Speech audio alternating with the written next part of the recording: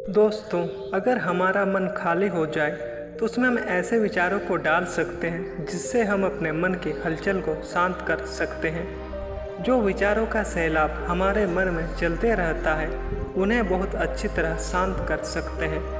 और अगर एक बार मन की हलचल रुक जाए तो हम मन से जो चाहे वो करवा सकते हैं। तो अगर आप भी अपने मन की हलचल से परेशान हो और उसे शांत करना चाहते हो तो इस कहानी को अंत तक ज़रूर सुनिएगा। नमस्कार मित्रों, बीइंग इंस्पायर्ड में आपका स्वागत है। एक नगर की बात है। उस नगर में एक महेश नाम का नौजवान युवक रहता था। उसे एक समस्या थी कि उसका मन हमेशा भटकते रहता था। उसके मन में हमेशा कोई ना कोई नकारात्मक विचार आते रहते थे। उसके मन की हलचल कभी शांत नहीं होती। वह जब भी कुछ सोच कर करता वो हमेशा कुछ अलग ही कर देता था। कभी वो अपने अतीत को लेकर पछताता था कि काश मैंने ये काम नहीं किया होता, या कभी अपने भविष्य के बारे में सोचते हुए डरता था कि अगर कहीं ये हो गया तो, कहीं अगर मैं असफल हो गया तो लोग मेरा मजाक बनाएंगे। और ऐसे ही कई नकारात्मक और असफलता से भरे विचार उसके मन में आते रहते थे। महेश हमेशा ही अपने विचारों में खोया रहता था। वह अपने विचारों से मुक्ति पाना चाहता था। वह चाहता था कि उसके मन में कोई भी नकारात्मक विचार ना आए, पर उसके मन में हर समय कुछ ना कुछ चलता ही रहता था, जिससे वो अपने जीवन में बहुत परेशान हो गया था। फिर एक दिन किसी ने उसे बताया कि पास के जंगल में एक बौद्ध भिक्षु आए हुए हैं, तुम उनके पास जाओ, वो तुम्हारे इस मानसिक समस्या का समाधान जरूर कर देंगे। यह सुनते ही महेश बौद्ध भिक्षु के पास चला गया और अपनी सारे समस्या बौद्ध भिक्षु को बताने लगता है। बौद्ध भिक्षु भी उसकी बातों को बहुत ध्यान से सुनते हैं और उसे पूछते हैं कि तुम मुझसे क्या जानना चाहते हो। महेश कहता है, हे गुरुदेव, मैं अपने मन को खाली व शांत करना चाहता हूँ। मैं आपसे जानना चाहता हूँ कि मन को कैसे खाली व शांत करें। मेरा मन हमेशा विचारों से भरा रहता है। मेरा ध्यान एक जगह टिक ही नहीं पाता है। मैं एक चीज़ करता हूँ तो नकारात्मक विचारों के कारण दूसरे चीज़ पर पहुँच जाता हूँ।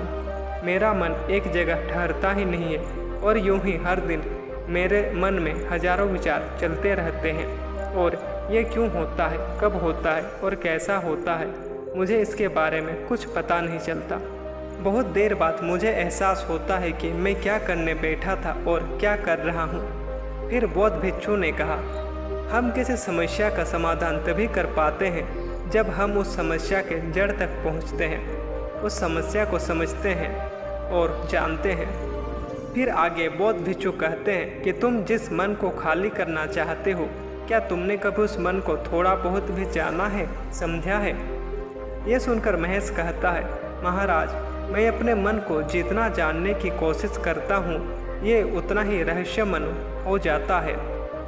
फिर बौद्ध भिक्षु अपने कुटिया से एक घड़ा लेकर आते हैं और उस युवक को देते हैं और बोलते हैं, जाओ इस घड़े में छोटे छोटे पत्थर भर कर लाओ।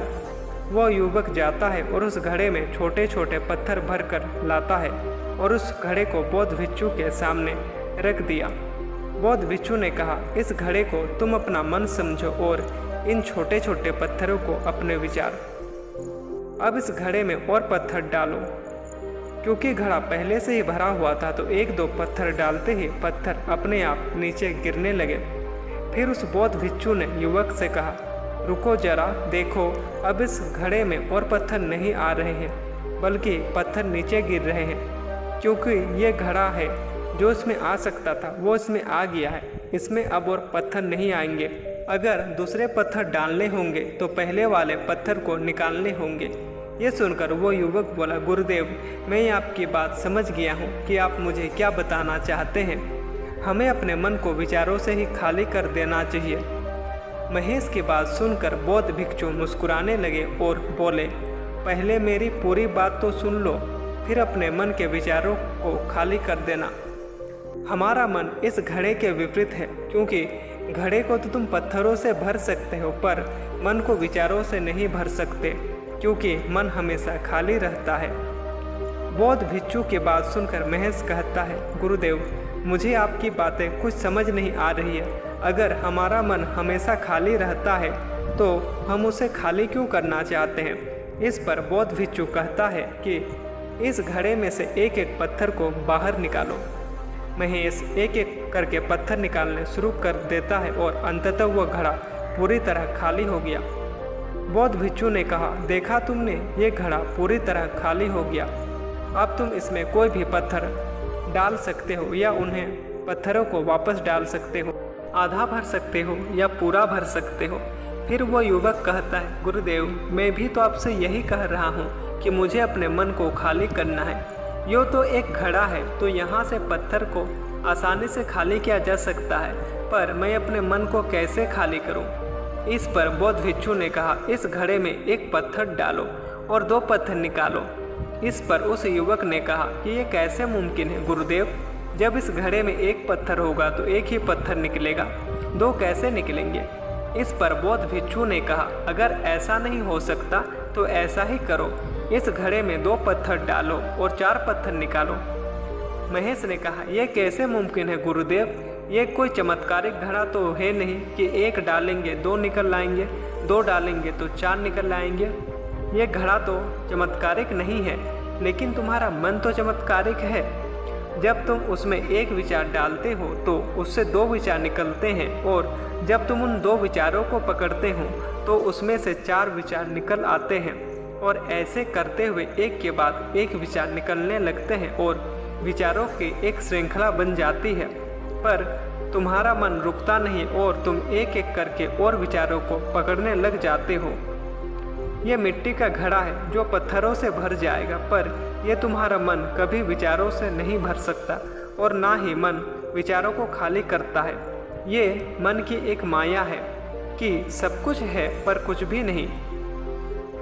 इस पर वो युवक बोला, गुरुदेव, मैं आपकी बातें समझ रहा हूँ, पर क्या मैं हमेशा अपने विचारों के जाल में ऐसे ही फंसा रहूँगा? क्या इस मन के माया जाल से निकलने का कोई रास्ता नहीं है? इस पर उस बौद्ध भिक्षु ने कहा, इस मिट्टी के घड़े में आधे पत्थर भर दो। युवक ने वैसा ही किया। बौद्ध भिक्षु ने कहा, इन पत्थरों में से कोई एक पत्थर चुनो और उससे मुझे कोई एक अच्छी मूर्ति बनाकर दो। मैं जानता हूँ कि तुम एक बहुत अच्छे कलाकार हो। महेश ने एक पत्थर निकाला और उसे बौद्ध भिक्षु के सामने ही तराशने लगा। तराशते वक्त उसे लगा कि यह पत्थर अच्छा नहीं है, तो उसने घड़े से दूसरा पत्थर निकाला, पर उसे वो पत्थर भी पसंद नहीं आया। फिर उसने घड़े से और एक पत्थर निकाला, उसे उस पत्थर का रंग पसंद नहीं आया। ऐसा करते करते उसने घड़े से सारे पत्थर निकाल दिए। ऐसा करते बौद्ध भिक्षु उसे बड़े ध्यान से देख रहे थे। अब बौद्ध भिक्षु ने उस युवक से कहा, तुमने सबसे पहले जो पत्थर निकाला था, अब उस पत्थर को ये समझकर तराशो कि तुम्हारे पास और कोई पत्थर नहीं है। उस युवक ने वैसा ही किया और उस पत्थर को तराशने लगा। उस पत्थर को तराश कर उसने एक बहुत ही अच्छी मूर्ति बनाई और गुरुदेव को भेंट की। और वो युवक बोला, गुरुदेव, मुझे नहीं लगता था कि इस पत्थर से इतनी अच्छी मूर्ति बनाई जा सकती है। ये बातें सुनकर बौद्ध भिक्षु ने कहा, जब हमारे पास दूसरा कोई विकल्प नहीं होता तो हम उसी विकल्प पर अपनी संपूर्ण ऊर्जा लगाते हैं और उसे सबसे बेहतर बनाते हैं। पर हमारे पास जब बहुत सारे पत्थर होते हैं तो उनमें से हम पत्थर चुनते ही नहीं और मूर्ति बनती ही नहीं। हमारा मन भी एक विचार के पीछे हजारों विकल्प खोल देता है और हम उसे मुख्य विचारों को छोड़कर उसके बाकी के फालतू विकल्पों में उलझ कर रह जाते हैं। अब उस युवक ने कहा, गुरुदेव, मैं आपकी बातों को अच्छी तरह समझ गया हूँ, पर मुझे अब क्या करना चाहिए? कृपया मेरा मार्गदर्शन कीजिए। मन को खाली करना, साफ करना, शांत करना कोई 1-2 दिन का प्रक्रिया नहीं है, यह बहुत लंबी प्रक्रिया है। तो क्या तुम तैयार हो? बौद्ध भिक्षु ने कहा। उस युवक ने कहा, जी गुरुदेव, मैं तैयार हूँ, चाहे प्रक्रिया कितनी भी लंबी हो। इसके बाद गुरुदेव ने कहा, मन को खाली करने के 6 तरीके हैं, आओ उनको एक एक कर समझते हैं। पहला तरीका है, ऐसे लोगों से दूर रहो जो तुम्हें कमज़ोर, लक्ष्यहीन और पिछड़ा महसूस कराएं। दूसरा तरीका, तुम बहुत कम और कुछ चुनिंदा लोगों को ही अपना मित्र बनाओ। ऐसे लोगों को अपना मित्र बनाओ जिससे तुम कुछ सीख सकते हो। आगे बौद्ध भिक्षु कहते हैं, तीसरा तरीका है, कि तुम अपने अतीत को नहीं बदल सकते हो, तो अपने वर्तमान पर ध्यान दो, क्योंकि तुम वर्तमान में कार्य करके ही अपने भविष्य को सुधार सकते हो। चौथा तरीका है तुम स्वस्थ और पौष्टिक खाना खाओ, क्योंकि हमारे शरीर ऊर्जा से चलता है और हम जैसा खाना खाएंगे हमारे शरीर को वैसे ऊर्जा मिलेगी। अगर हमारा शरीर स्वस्थ नहीं रहेगा तो हमारा मन कैसे स्वस्थ रहेगा। स्वस्थ शरीर में स्वस्थ मन का वास होता है। आगे बौद्ध भिक्षु कहते हैं, पांचवा तरीका यह है कि तुम रोज ध्यान करो। ध्यान करने का सबसे उपयुक्त समय सुबह या फिर रात को सोने से पहले होता है, पर अगर तुम्हें गहरी नींद में जाना है और गहरा ध्यान करना है तो रात का समय सबसे उपयुक्त होता है। छठा और अंतिम तरीका है तुम नई नई जगह घूमने जा सकते हो, क्योंकि एक कहावत है, लंबी यात्राएं आपको 100 किताबों के समान ज्ञान देते हैं। महात्मा बुद्ध भी अपने जीवन काल में 9 महीनों तक यहाँ से वहाँ घूमते रहे। फिर बौद्ध भिक्षु कहते हैं, अपने मन को कभी खाली करने की कोशिश मत करो। जीवन में जो कार्य कर रहे हो उस पर अपना पूरा ध्यान केंद्रित करो।